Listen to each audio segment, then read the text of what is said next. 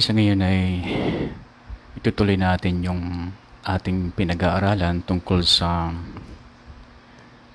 paano magkaroon ng effective youth ministry. At natalakay natin doon yung pinakauna tungkol sa prayer and then sa vision.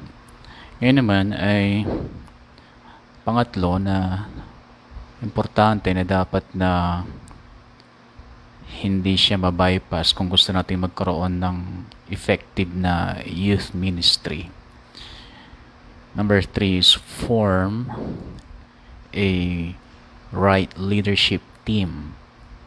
Form a right leadership team and lead them to soak in God's presence. So, hindi lang basta namili ka ng mga tamang team member, kundi yung mga napili mong leaders na ito ay ililid mo sila na mag-dwell sa presence of God. Hindi sapat na mapili mo yung mga tamang mamumuno sa iba't ibang bahagi ng youth ministry, kundi napakalaga na ang mga ito ay maibabad mo sa presensya ng Panginoon. Kasi doon sa pagbababad sa presensya ng Panginoon, dito pa masasala na pinag-pray mo ng husto kung sino yung mga makakasama sa leadership team, and then pag ikaw ay nakapili na doon sa soaking in God's presence, ay napakalaga na masala pa. Denver, maingal ka. So, dapat na ibabad sila sa presensya ng Panginoon. Bilang leader, ikaw ang magli-lead noon. Ikaw ang magre-remind lagi, mag-schedule, at saka pipili ng tumpak na lugar. No, kasi hindi basta nag-meet kayo, hindi basta nagsama-sama kayo. Mas maganda kapag yung lugar na mapili mo ay yung alam mong kung ang Holy Spirit ay nag-move ay hindi masyadong nakaka-distract yung lugar. Kasi malaking bagay din yon na ang Holy Spirit magkakaroon siya ng kalayaan ng kumilos kapag alam ng mga kasakasama mong nag-gather doon na hindi sila madidistract. Kaya importante na pumili ng napakagandang lugar na kung ano yung gusto mong, kung ano yung nadidiscern mo na flow na gustong mangyari ng banal na espiritu, then kailangan fit yung lugar na kung saan mo sila i-gather.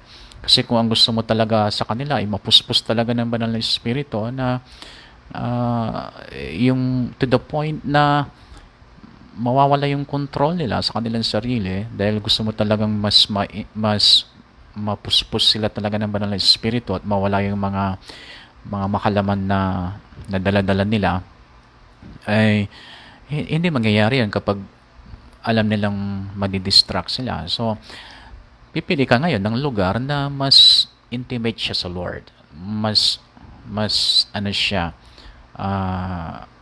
may privacy, kumbaga. Kasi kung gusto mong mapuspos sila ng banal na espiritu, ay hindi mo naman sila pwedeng i-gather sa katabi ng mga nagsusugal, katabi ng mga nagiinuman. No, kung talagang wala siguro, pwede. Pero dito tayo kasi mas nababatikos eh. Dito tayo mas mas binabato ng salita at binabato ng bato mismo. Kasi hindi natin pinapairal yung common sense natin at hindi natin pinapairal yung wisdom natin. Na siyempre gusto mo silang mapuspos ng banal na espiritu, i-gather mo sila sa lugar na hindi nakaka-distract, no? At walang madidistract siyempre. Ayan, so kailangan lang gawin na mag-gather sa isang lugar na kahit hindi siya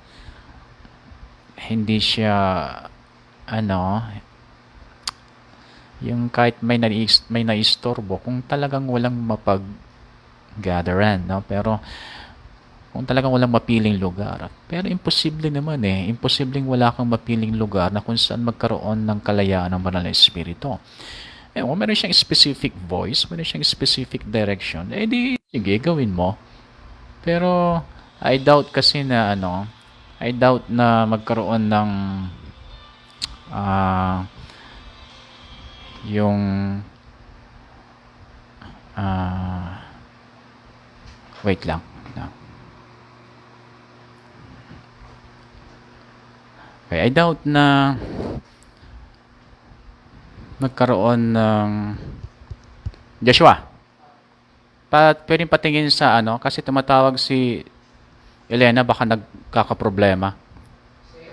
Si Elena tumatawag, baka nagkakaproblema sa Tingnan mo lang yung mag-live ka ay mag-login ka sa Facebook. Baka walang sound ganon.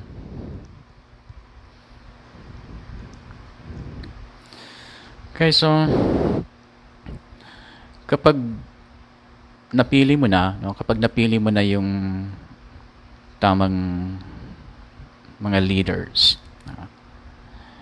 salain pa sila sa sa prayer, salain pa sila sa sa presensya ng Panginoon. Actually, may principle sa Bible. Ipapakita ko sa inyo. Sa Bible, sa buhay ni Gideon, kung kilala niyo si Gideon.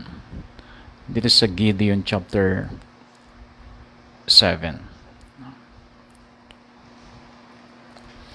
Si Gideon chapter 7 verse 1. Sabi niya, Then Jerubbaal, who is Gideon, and all the people that were with him, rose up early and pitched beside the well of Harod, so that the host of the Midianites were on the north side of them, with the hill of Mori and the valley. Verse 2, tingnan natin yung verse 2. And the Lord said unto Gideon, The people that are with thee are too many for me to give the Midianites into their hands, lest Israel vaunt themselves against me, saying, Mine own hand hath saved me.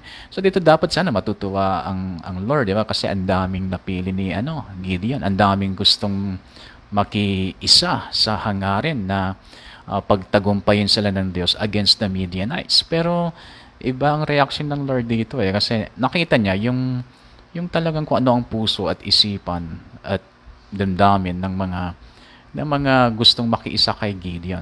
Kasi ganun talaga 'yon. Kapag mayroong vision, pag may vision, mayroong gustong i-accomplish ng isang leader, ang daming maa-attract na makisama. Ang daming maa-attract na makitakbo doon sa vision na 'yon. Pero hindi lahat ng may gustong makitakbo sa vision na 'yon, makisamang tumakbo para ma-accomplish ang vision na 'yon. Hindi lahat ay tinawag o hindi lahat ay pinili. Hindi lahat ay tama ang hangarin. At hindi lahat ay talagang desididong ma-accomplish yung vision. Na-attract lang sila. Nahikayat lang sila. Siguro dahil sa gusto nila yung style ng leader, o siguro dahil sa nahikayat sila doon sa mga existing leaders na kasama ng overall leader, kaya nahihikayat sila. Or siguro na-attract sila sa ganda ng vision, sa ganda ng objectives nila. Pero hindi lahat ng may nagvo-volunteer at nakikiisa sa pagtupad ng isang hangarin, hindi lahat ay sila yung tumpak na tao na makakasama mo para i-accomplish yung vision. Katulad na nangyari kay Gideon. At tingnan natin yung verse 3. Now therefore, go to proclaim in the ears of the people, saying, Whosoever is fearful and afraid, let him return and depart early from Mount Gilead. And there returned of the people 20,000, and there remained 10,000. Kalahin mo, mahigit kalahating na bawas, no? So, dito sinasala. Yung principle dito, sinasala. Okay? Napili na sila or nakasama na sila sa bilang ng mga mag-a-accomplish ng vision, pero kailangan pang salain yung mga nag-volunteer na makitakbo para ma-accomplish yung vision na ibinigay ng Lord kay Gideon. Sinasala pa rin sila. So, ganun talaga. Kahit napili mo na, nakala mo siya yung God-ordained leader na makakasama mo sa youth ministry, hindi ibig sabihin na siya na yon.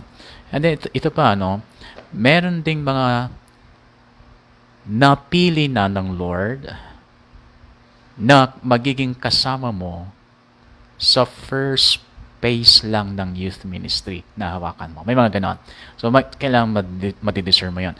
Hindi lahat ng mga napili mong leaders na dinirect ka ng Lord na piliin ng mga ito ay forever mo sila makakasama. May mga talagang sa first part lang talaga sila makakasama. Yung anointing na binigay ng Lord sa kanila, good for the first part lang. Ngayon, yung mga leaders na ito, kung pipilitin mo silang i-retain hanggang sa next part ng iyong ministry, sa youth ministry, o kaya siya mismo ipipilit niya na makakasama pa siya sa second phase ng ministry, ang anointing na binigay ng Lord sa kanya, good for the first phase lang. Kaya pag pinilit mo yan na makasama sa second phase, then masisira ang buong ministry. Kung medyo madidiscern mo ng maaga, maapektuhan yung pagka ibig sabihin hindi pa huli ang lahat na discern mo, ay meron pa ring epekto doon sa ministry. So mas maganda kapag madidiscern mo na before pa na matapos yung first phase ng ministry, madidiscern mo na kung sino pa yung kasama sa next phase para makapag-decide ka na kung sino talaga yung i-retain, tatanggalin, at hihikayatin bilang bagong kasama sa leadership team. May mga ganong mangyayari. Meron din yung halimbawa sa third or fourth phase ng iyong ministry, meron din yung isasalpak ang Lord na leader na siya ang magiging forever na partner mo. So dito, sa pagbubuo ng leadership team, hindi mo dapat ilagay ang buong expectation mo na ang mga napili mo ng team members ay forever silang makakasama mo. Kailangan ay yung pag-discern mo ay mas lalong hasain, and then be flexible. Kailangan tayo maging flexible sa pag-form ng leadership team. Hindi lahat ng napili mo sa una ay makakasama mo hanggang sa bandang huli. At hindi lahat ng mga napili mo ay effective sila sa ibang area, kundi may mga specific area lang sila magagamit. At hindi mo sila pwedeng ipilit na gamitin sa ibang area ng ministry na hindi naman sila gifted or anointed doon ng Lord. Kasi magkakaproblema sa ministry. Okay? Halimbawa, ang isang youth ay ang kanyang anointing ay nandoon sa pagtuturo, no? Makita mo, doon talaga yung anointing, na magaling siya talagang magturo, and then hindi lang sa magaling, kundi anointed talaga siya. Pero pagdating naman sa ibang area ng ministry, halimbawa sa pagiging usher, pag-welcome sa mga members, yung pagpapakita ng care and concern sa mga members, ay wala siya noon. So hindi mo siya pwedeng i-assign sa mga ministry or sa mga activities na kung saan ay mag-i-involve siya sa mga tao. So i-assign mo na lang siya doon sa kanyang strength. Ngayon, pwede mo siyang i-train, pwede mo siyang i-equip, pwede mo siyang sanayin na makihalubilo sa mga tao, magpakita ng counsel, care, magbigay ng counsel sa mga tao. Pwede mong gawin yon, pero hindi mo dapat i-expect na mag-i-exalt siya sa area na yon. Maliban lang kung talagang i-anoint siya ng Lord sa area na yan. So, i-discern mo yung mga leadership team members na makakasama mo, and at the same time, i-discern mo kung saan sila expert at kung saan sila in-anoint ng Lord. Okay, importante yon. Okay, and then, kailangan mo silang, kung magkakaroon ng pruning, no? Kung magkakaroon ng pruning, then be willing. Kasi minsan, ayaw natin i-give up yung isang leader. Kasi akala natin magiging asset siya sa youth ministry natin. Akala natin magiging asset siya, pero mas magaling si Lord eh. Alam na niya kung sino yung magiging asset mo doon sa church. At minsan, yung mga hindi gaanong aktibo na mga kabataan ay mas sila pala yung magiging kagamit-gamit at sila pala yung magiging asset ng youth ministry natin. May mga ganon. So, hindi ka didepende sa kagalingan, kahusayan, at sa mga kakayahan ng mga napili mong leaders. Hindi mo dapat i-disregard ang direction ng Holy Spirit. Okay? So, tuloy natin yung nangyari kay Gideon. Dito sa verse 4, sabi niya, "And the Lord said unto Gideon, the people are yet too many." Akalain mo, mahigit kalahati lang nabawas. Sabi pa rin ng Lord, marami pa rin. Ibig sabihin, marami pang kailangan tanggalin. Marami pang hindi kagamit-gamit dyan na nandyan sa leadership team. Ibig sabihin, ganun, marami pa kayong mga kasama sa leadership team na hindi naman sila talaga kagamit-gamit. At kung hindi ka willing na tanggalin sila, pabigat lang sila. Parang ganun ibig sabihin niya. Kasi halos mahigit kalahati na natanggal, pero sabi ng Lord, marami pa rin. So, ibig sabihin, ang pag-form ng leadership team ay hindi makukuha sa paramihan. Hindi makukuha sa paramihan yan. Okay? Then sabi dito sa verse 6. Sabi sa verse 6. "And the number of them that leapt, putting their hand to their mouth, were 300 men." Diyan pala ginaya yung 300 movie, no? Kahit na true story 'yon. Pero nauna nang nangyari sa Bible na ang Diyos pumili ng 300 soldiers para sakupin ang isang napakalakas na kaharian. Kaya verse 7, ang sabi niya, "And the Lord said unto Gideon, by the 300 men I will save you and deliver the Midianites into thine hand, and let all the other people go every man unto his place." So sa pamagitan ng 300, ibig sabihin, yung principle dito ay nasala. Sa lahat ng mga kasama sa leadership team ay mas marami ang nabawas. Pero doon sa natira, sila ang ginamit ng Diyos para ipagkaloob ang tagumpay kay Gideon at sa buong Israel. No? So, ganun sa pagbuo ng leadership team. Hindi ibig sabihin na marami kayo sa listahan ay ma-accomplish nyo ang vision na binigay ng Lord sa youth ministry. Nag-pray ka, binigyan ka ng Lord ng vision, prayerful ka, so may vision ka, then hindi mo kayang mag-isa yung vision kahit gaano ka kagaling. So gusto kong i-emphasize yun sandali.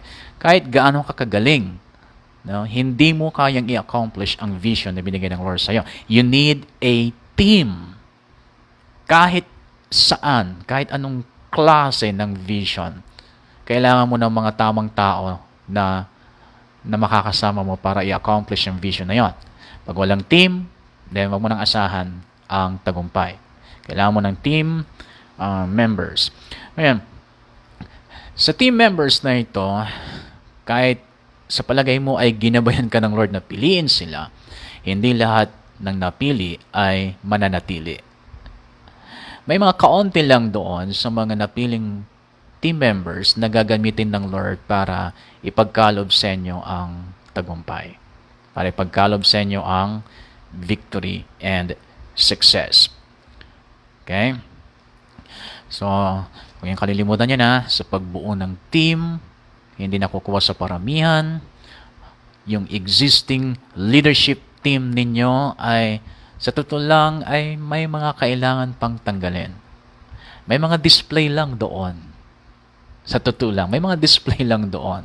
May mga naghangad lang na maging leader sila, makasama sila sa pagtupad ng hangarin ng iyong youth ministry. Yan. At sa totoo lang, yung mga taong ito, alam naman nila na hindi sila fruitful na makasama sa leadership team. Alam nila yon.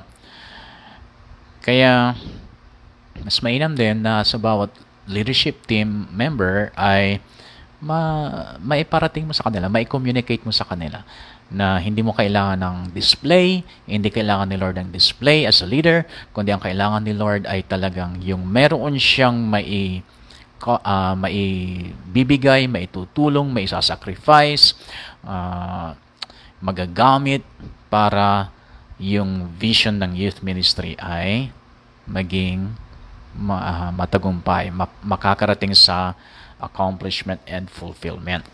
Yan.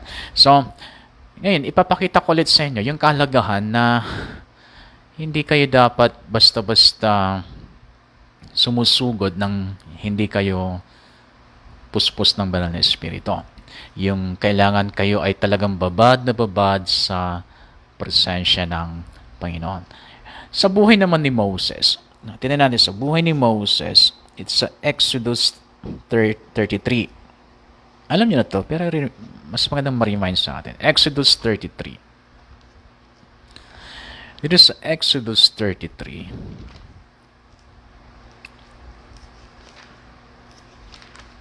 tingnan natin yung verse 13. Exodus 33 verse 13. Sabi niya, "Now therefore, I pray, if I have found grace in thy sight, show me now thy way, that I may know thee, that I may find grace in thy sight, and consider that this nation is thy people." And he said, "My presence shall go with thee, and I will give thee rest." Okay, ito muna. Kapag kasama mo ang presensya ng Lord sa ginagawa mo, mayroong kapahingahan. Okay? So, yan ay isang principle na dapat mong maunawa mabuti. Na kapag ikaw ay nag-struggle, no? Kapag ikaw ay nahihirapan sa sinasabi mong pinapagawa ng Lord sa'yo, na isa ito sa mga sagot kung bakit ka nahihirapan, kung bakit ka nabibigatan.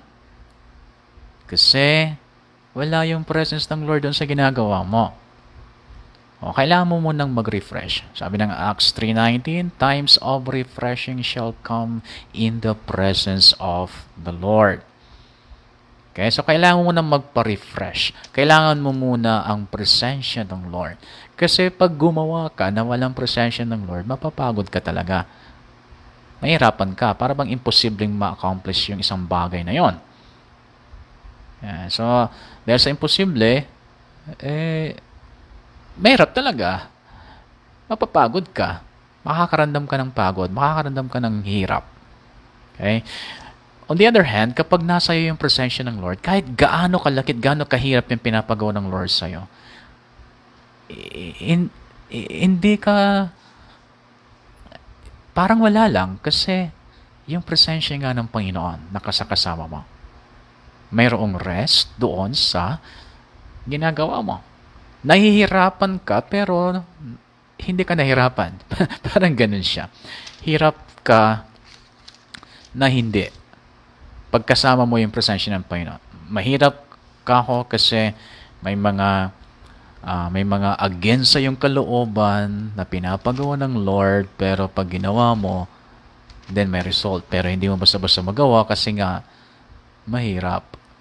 Or kinukonsider mo yung human wisdom na talagang mahirap gawin yung isang bagay na ito. Kinukonsider mo yung sasabihin ng ibang tao. Kinukonsider mo yung binubulong ng Satanas sa isip mo. Kaya mahirap humakbang talaga. Mahirap humakbang, lalo na sa unang hakbang, kasi ang daming mga kontrabida. Sarili mo mismo kinukontra ka. Isip mo, hindi mo mapigilan yung pagdating ng mga maraming kaisipan na mahirap yung gagawin mo. So, mahirap humakbang. Pero, kapag ikaw ay humakbang, di makikita mo, Kapag kasama mo ang presensya ng Panginoon, pag ikaw ay humakbang, then tuloy-tuloy na yon. Hindi pala mahirap. Yan. Pag titignan mo physically, mentally, ay mahirap. Pero dahil sa nandoon yung presensya ng Panginoon, nagagawa mo yung mga bagay na mahirap para sa ibang tao. Okay? May mga ginagawa tayo na para sa kanila mahirap. Pero sa atin hindi. Kasi kasama natin ang presensya ng Panginoon. Yan. Then sabi niya, dito sa verse 15 muna, 15. Sabi niya, and he said unto him, if your presence go not with me, carry us not up hence. For wherein shall it be known here that I and thy people have found grace in thy sight? It is not in that thou goest with us, so shall we be separated, I and thy people, from all the people that are upon the face of the earth. Okay, ito na yung napakaganda yung sinabi ni Moses. Okay, kung sinabi mo na kapag kasama namin ang presensya ng Panginoon, kapag kasama namin ang inyong presensya, mayroon katahimikan, mayroong kapayapaan. Then, ito ang request ko sa inyo. Huwag po ninyo kaming hayaang umakyat o huwag po ninyo kaming hayaang humakbang, sumugod, kapag wala po yung presensya ninyo. So, dito nakita na ni Moses yung kahalagahan ng presensya ng Diyos. Na-explain ko na sa inyo, merong indwelling presence of God, and then merong manifest presence of God. Yung manifest presence of God ay pwede natin sabihin, that is the anointing. Yan yung pag kumakanta tayo about Come Holy Spirit. Pag sinabi natin Come Holy Spirit, hindi natin siya inimbitaang pumasok muli sa atin dahil pumasok na siya sa atin. Naninirahan na siya sa atin. Kapag kinakanta natin yan, Come Holy Spirit, ibig sabihin, ang ating dinidesire sa time na yon ay yung hindi lamang nandyan siya sa ating loob, kundi yung nagmamanifest siya. Yung kumikilos siya. Kasi pwedeng nandyan ang banal na Espiritu na hindi mo naman siya nararanasan. Okay? So, pag nakarinig kayo ng mga kanta na Let Your Spirit Fall Here, mga ganon, Come Holy Spirit, mga ganon, or sa mga may similar sa mga ganong lyrics, hindi nila pinagpipray na papasok ang Holy Spirit sa kanila. Hindi ganun ang ibig sabihin nila. Ang ibig sabihin nila, kapag kinakanta nila yon ay yung Holy Spirit na naninirahan sa kanila ay i-manifest niya kung sino siya. Iparanas niya kung sino siya. Ipakita niya kung sino siya. Maranasan siya sa kanyang buhay at sa buhay ng iba. Yan ang kanilang ninanais. Hindi para muling imbitahan ng banal na Espiritu at pumasok sa atin. So, napakalaga na kapag napili na yung mga tamang team members, napakalaga na salain muna sila at isa sa mga paraan para masala sila ay sa presensya ng Diyos, sa pagbababad sa presensya ng Diyos. Ngayon, sabihin ko sa inyo yung totoo. Kapag hindi mo sila mapapunta sa kung saan kayo mag-gather, pag nasa city yung church, pag nasa bahay medyo may kahirapan, lalo pag ang mga members manggagaling sa iba't ibang barangay para pumunta doon sa lugar na kung saan in-schedule ang prayer meeting, medyo may kahirapan. Medyo may kahirapan mag-manage, mag-organize, mag-administer kapag yung church ay nasa bayan. Pero kapag nasa barangay yung church, kayo-kayo lang naman ang naroroon. Madaling malaman kung mayroong positive sa COVID-19 yung mga nandoon. So, hindi mahirap mag-gather kapag nasa barangay. Kaya nga tuwang-tuwa ako kay yung isa sa mga leader namin pumunta dito nung isang araw, kahapon lang pala. Then sinasabi niya yung plano niya na mag-start ng church doon sa malapit sa bahay nila. Sabi ko, tamang-tama yan. Sa katunayan, ganyan talaga sinasabi ng Lord sa akin na ilagay sa mga barangay yung church. Kasi pag nasa bayan, medyo may kahirapan ka. So kagaya ngayon sa amin, dahil nilagay sa bandang sentro yung church, may kahirapan talaga kasi mag-aalanganin ka kapag mag-schedule ka ng activity kasi alam mo, yung mga tao manggagaling sa iba't ibang barangay. May mga manggagaling pa ng ibang bayan. So, mag-aalangan ka talaga nun. So, hindi mo alam kung sino yung mga nakakasalamuhan ng bawat isa sa kanila. Hindi katulad sa pag nasa barangay siya, lalo pag remote, no? Kayo-kayo lang nandoon. Kayo-kayo lang nandoon, so napakadaling mag-gather, napakadaling mag-organize ng activity pagka sa mga ganong area. So, ngayon, advantage ng iba sa inyo kapag nasa barangay yung church niyo sa ngayon. Dati, pag nasa barangay ang church mo, parang nadaramdaman mong parang inferior yung church niya dahil nasa barangay lang. Pero ngayon hindi. Kasi yung mga nasa barangay ang church, mas sila ang nasa frontliner ngayon. Kasi doon mas madaling mag-gather ng worship service. So sabi natin mga squatter area na sila-sila lang naman na nandoon. Sa isang zone, sa isang street, sa isang sitio, sa isang compound, nandyan ang lakas ng church ngayon. Yung mga malalaking church dati na sila laging sikat, nakala natin sila lang yung member ng Body of Christ. At kung umasta sila, parang sila lang yung Body of Christ, di ba? May mga ganun churches tayong mga nakita bago nagkaroon ng pandemic. So ngayon, paano sila? Paano sila kung walang yung mga remote area na kung saan naroon ang kanilang mga maliliit na mga activities, no? Kaya nga bumabalik sila ngayon. Bumabalik sila sa small group, bumabalik sila sa group Bible study, no? Minamaximize sa mga Bible study, sa mga prayer meetings sa mga remote places na kung saan naroon yung kanilang mga members. Diba? Kasi hindi sila pwedeng mag-gather ngayon ng dati. Ganong karami ng attendance. Pag nag-gather ka ngayon halimbawa, sabi natin sa isang arena, dome o sa isang sports complex, no? Mag-gather ka doon. Limitado ang tao. Mahirap ma-meet yung budget, di ba? Syempre, church yan. So, aasa yan sa collection. Right? So, mahirap.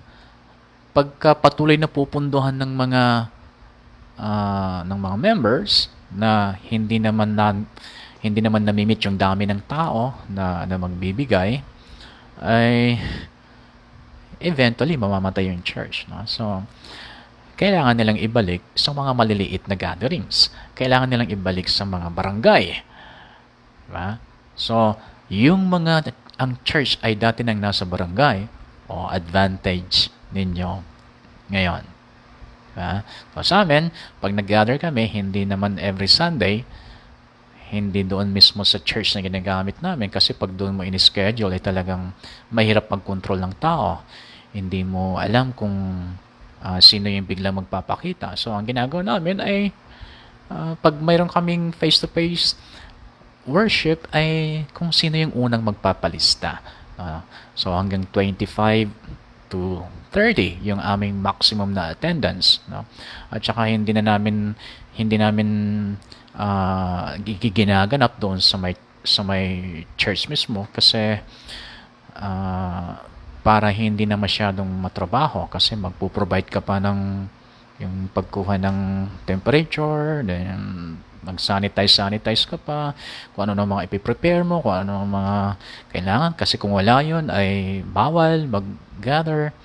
So, yung isang church nga sa amin dito ay may nag-positive sa kanila. So, pinasara yung buong church. Pero ngayon ay okay naman na ulit.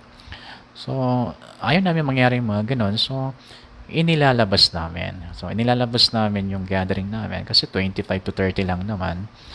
Yan. So, para hindi na kayo problema sa kung ano-anong mga bagay pang ipoprovide namin. yung lugar na paggaganapan namin, sila problema. Sila ang kukuha ng mga temperature namin, sila magpo-provide ng mga pang-sanitize namin. So, okay naman yung ginagawa namin ganoon. So, yun. So, kailangan na mapapunta mo sila. Kung talagang kasama sila sa team, kailangan mo silang mapapunta sa gathering na yon. Ngayon, hindi ko ito nire-require kung nasa city nga yung church ninyo. Pwede kayo mag-gather pero siguro konti-konti lang. At basta kung alam mo maggagaling sa iba't ibang lugar ay medyo iwasan yung gano'n, no? Medyo iwasan. Ngayon lang naman, hindi naman to forever na ganito, no? So, depende sa lugar ninyo. Kung sa lugar ninyo ay kukonti naman yung nagpo-positive or wala, zero cases kayo, ay okay, gawin nyo kaagad itong sinasabi ko sa inyo dahil kailangan. Kasi kung wala ito, hindi talaga mag-advance yung ministry. O hindi siya talaga makaka gain ng growth sa ministry natin.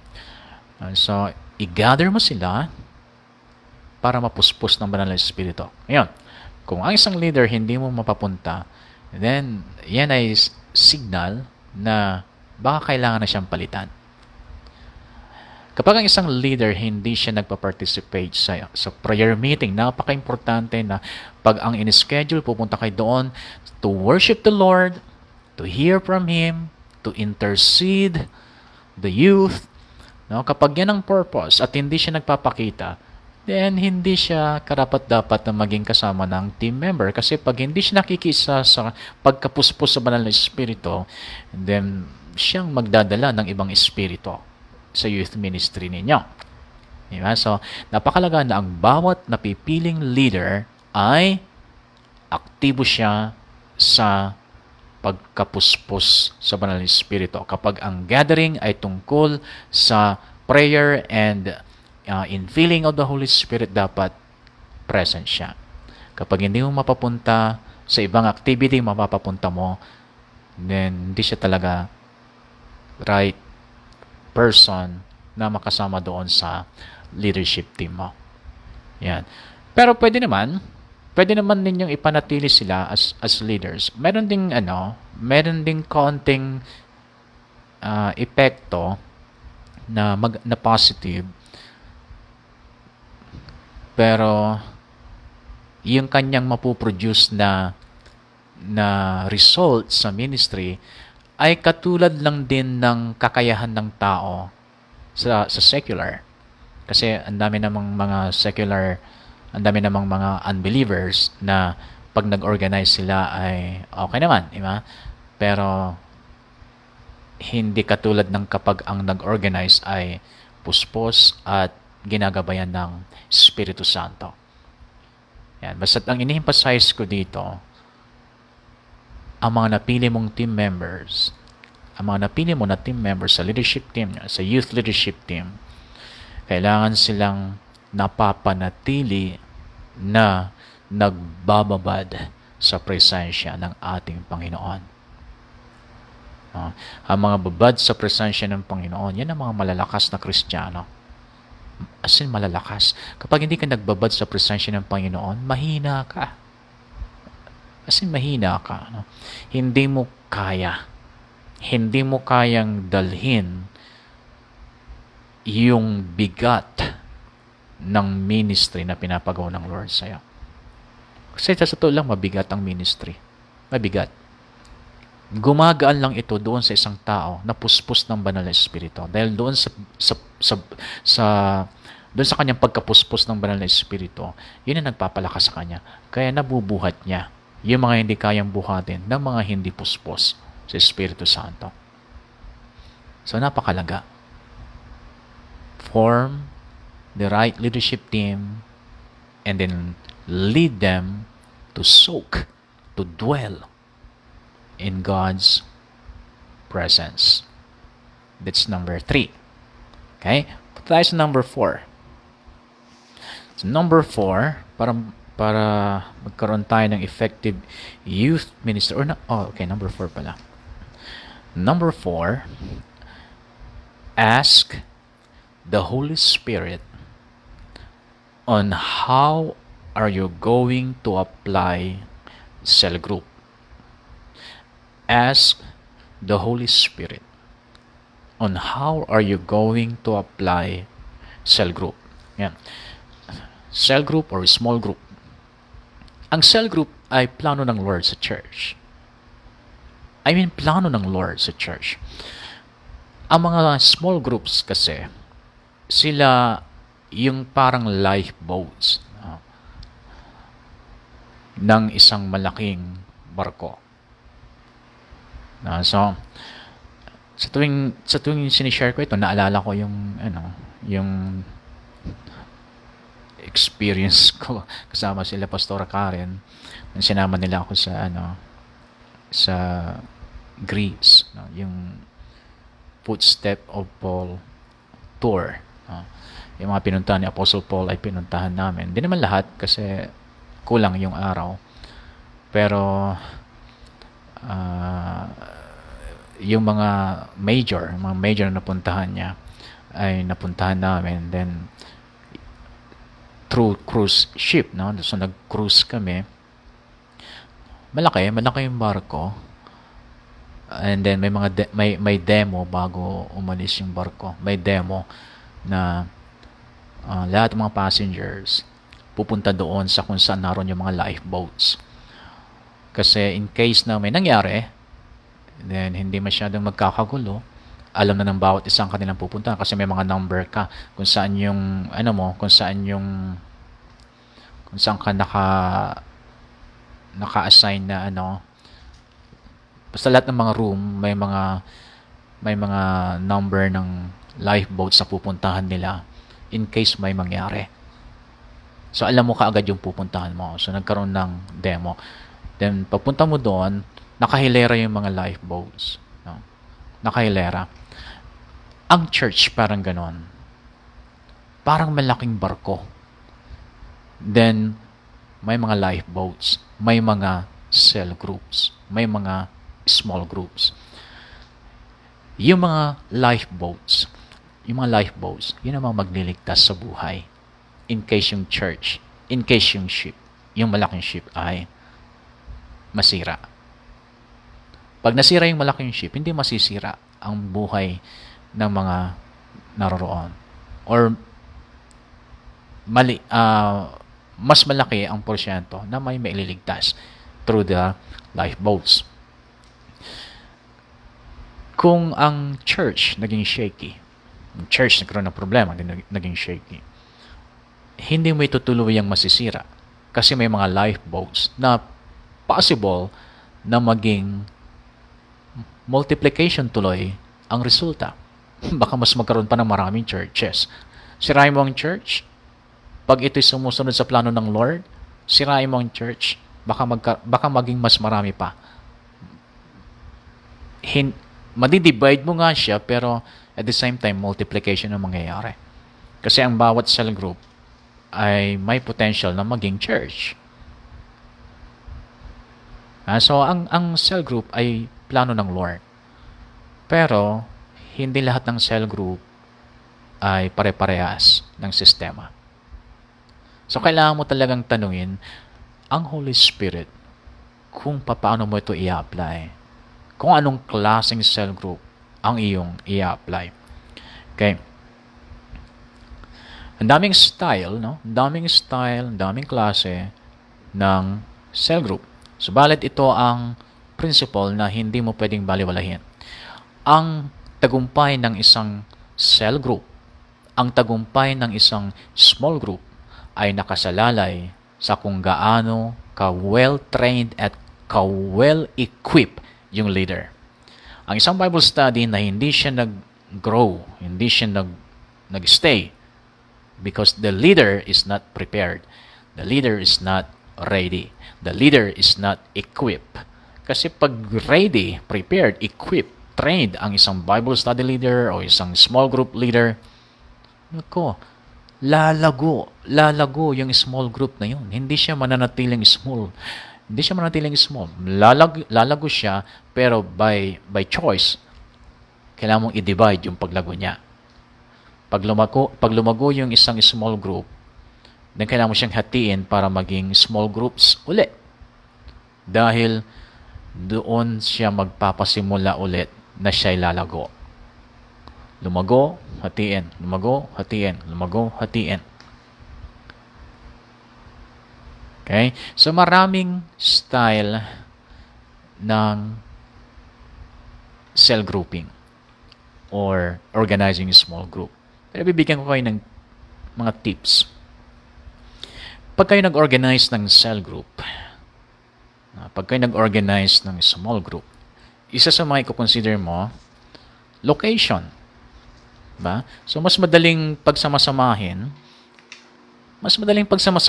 yung mga magkakalapit. Lalo na sa time natin ngayon, di ba? So,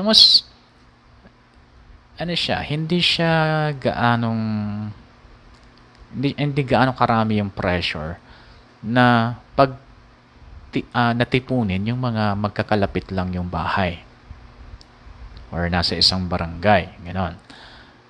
So, yan ang isa sa mga i-consider mo. Kung ikaw ay nagpaplano na mag-start ng small group ng youth ninyo, youth ministry, then number one, you need to consider the location. Yung location ng mga youth ninyo. So, saan nanggagaling yung mga youth ninyo? Saang area? Kung nasa isang barangay, then saang sitio, saang zone sila nanggagaling?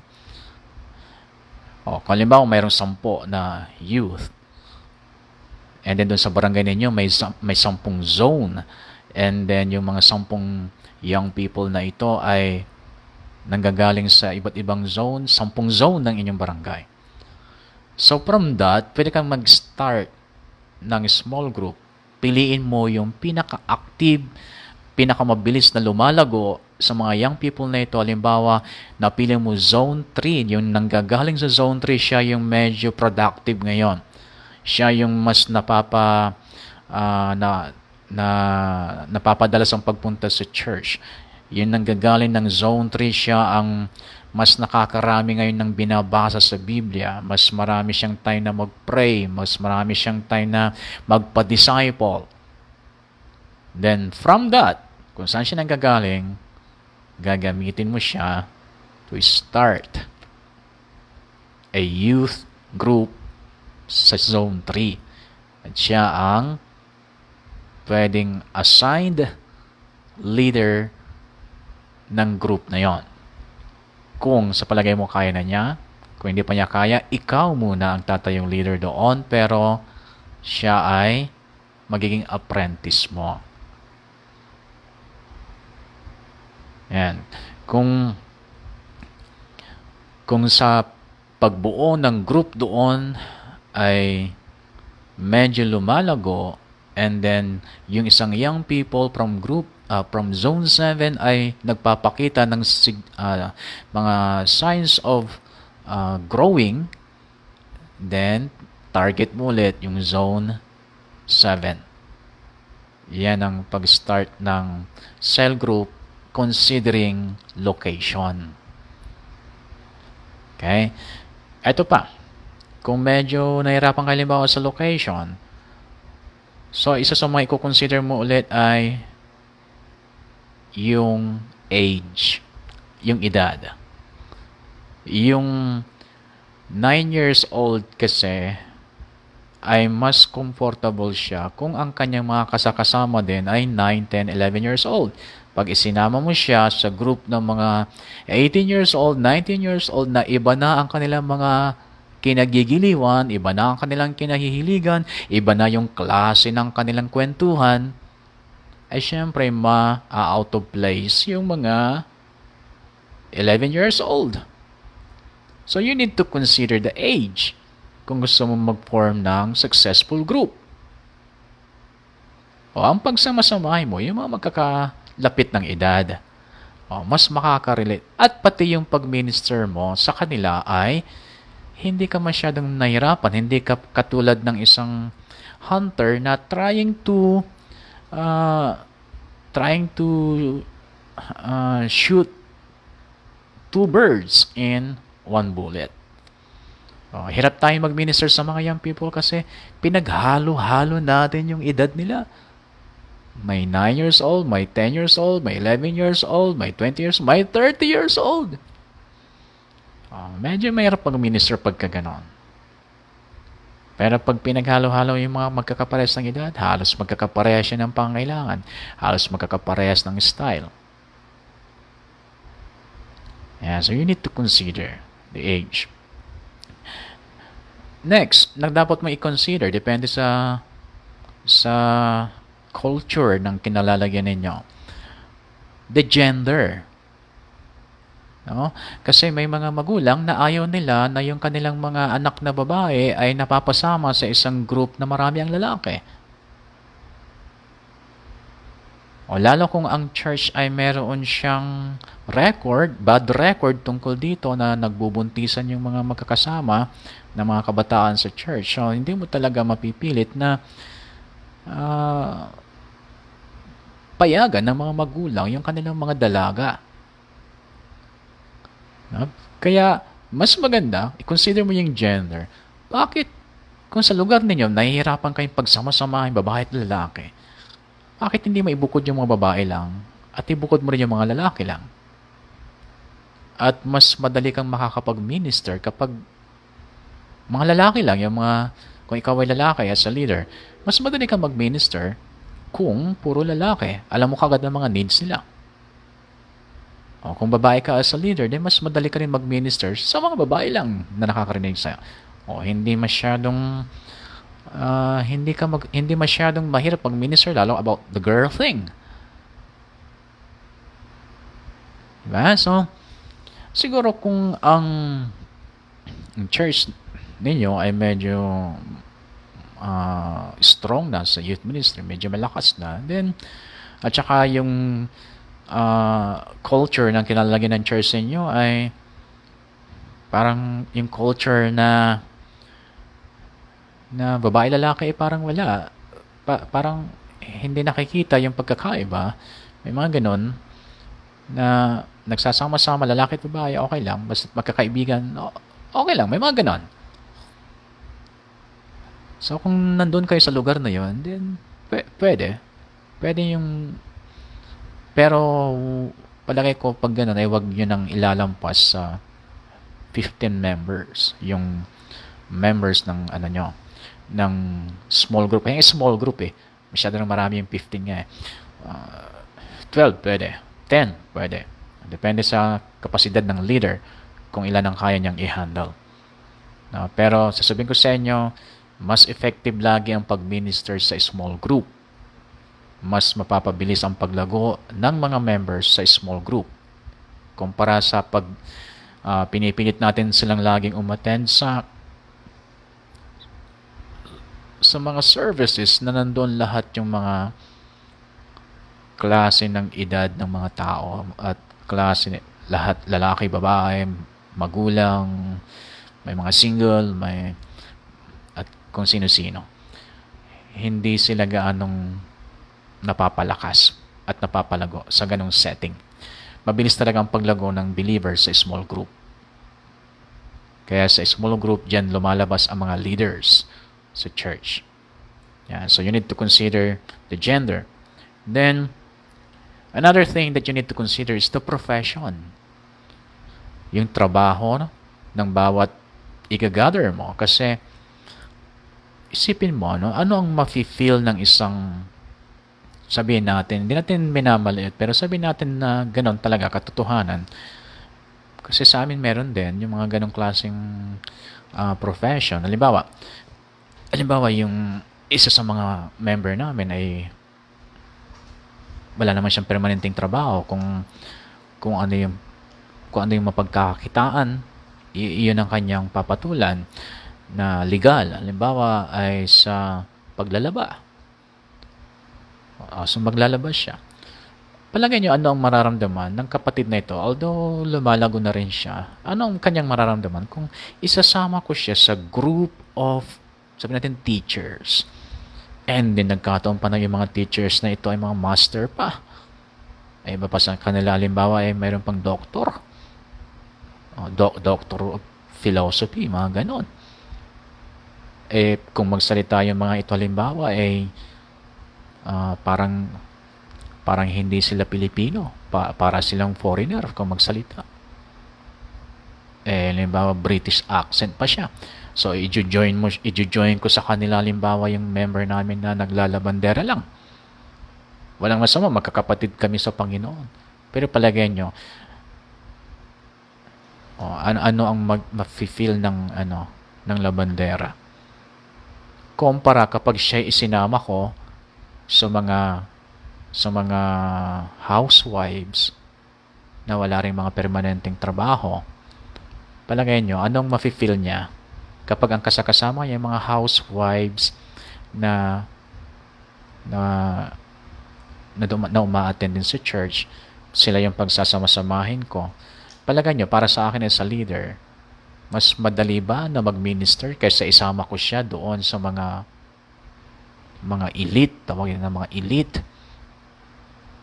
Syempre, mas marami, halimbawa yung mga teachers, syempre yung way ng pag-minister ko, mas marami yung English, mas marami yung style professionals, kasi mga teachers ang mga yun. So, kung bababa ako sa level ng labandera, syempre, kung halimbawa baguhan pa yung mga professionals na ito, mahirap mag-minister tuloy. Dahil pinagsama-sama ko yung magkakaibang profession. Mahirap mag-minister pag ganon. Pero pag ibinukod ko yung mga teachers or kung meron mang ibang profession, basta hindi nalalayo doon sa kakayahan ng mga teachers na ito, and then paghalu-haluin ko rin yung mga labandera, tapos yung mga housewives, so mas sila na mga magkakasama, mas komportable sila, at ako na magli-lead ay mas komportable din kasi wala akong iniisip na ma-offend kong mga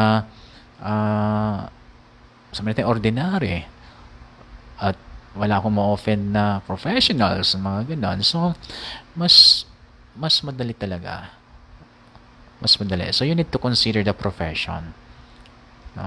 So kung halimbawa ay wala pa naman silang profession, nag-aaral sila halimbawa, so nag-aaral sila, halimbawa marami sila, yung mga iba ay mga nasa sila, halimbawa course nila ay engineering halimbawa, and then may mga vocational. Okay, so kung nahihirapan ka na sila ay pagsama-samahin at pag-minister ka po, minsan hindi mo na alam kung anong topic mo kasi yung topic mo parang applicable lang sa isang course ng mga estudyanteng naroon, bakit hindi mo na lang pagsama-samahin yung mga magkakaparehas at may yung mga hindi nagkakala yung mga course nila.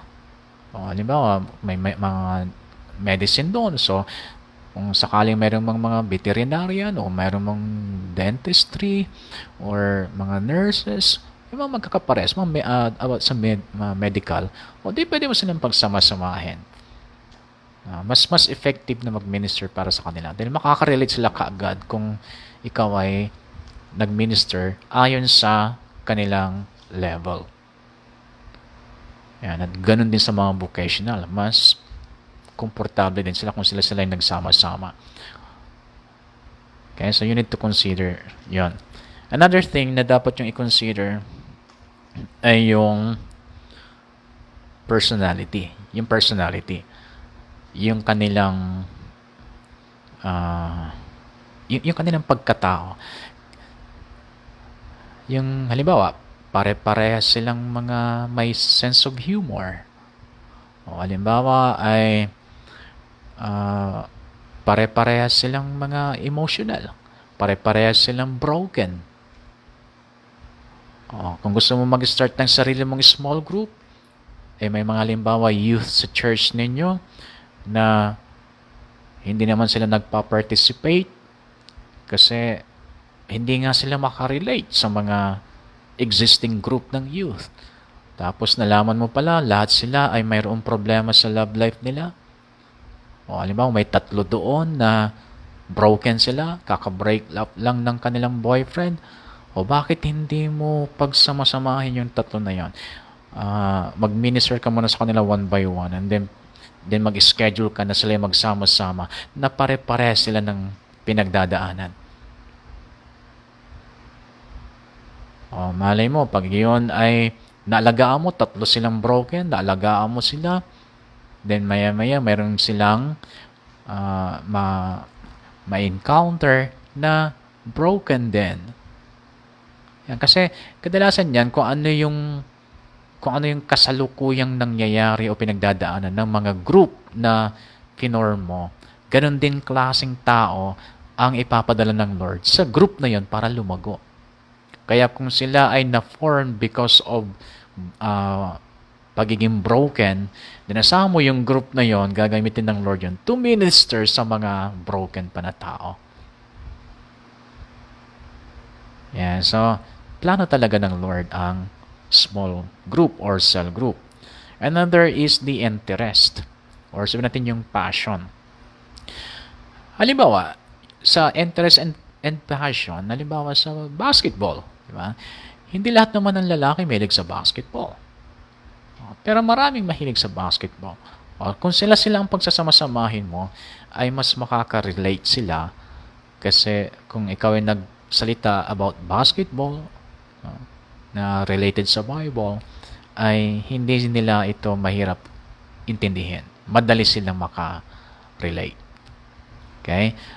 And then, most of all, ang dapat mong gawin when it comes to cell group is talaga you need to consult the Holy Spirit. You need to consult the Holy Spirit. Bago mo i-start ang isang cell group, ang isang small group, consult the Holy Spirit. Alamin mo ang direction ng Holy Spirit kung ito ay na-start na. Okay? Kasi kung ito ay basta-basta mo in-start, ako, based on experience, lahat ng mga in-start ko na hindi ko kinonsult ang Holy Spirit, hindi talaga nagtagal. Although, hindi mo kinonsult ang Holy Spirit, pero habang ginagawa mo, nararanasan mo na ang Holy Spirit ginagabayan kaya. Kasi, ganun talaga, gagamitin niya tayo to bless others. Gagamitin niya tayo to meet the spiritual needs of others. To give counsel to others. Gagamitin talaga niya tayo.